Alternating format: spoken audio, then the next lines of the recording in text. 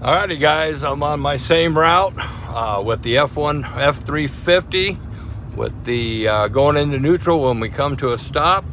Let's check it out real quick. No problems whatsoever. And she's all warmed up. Here's our second stop.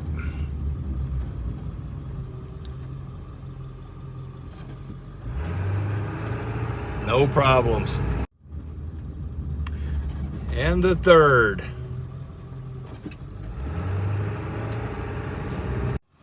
Alrighty, back at the shop. Had that bolt not been loose, all I had to do was put the pan on and drop that tranny. Hope this helps somebody out. We'll see you on the next one.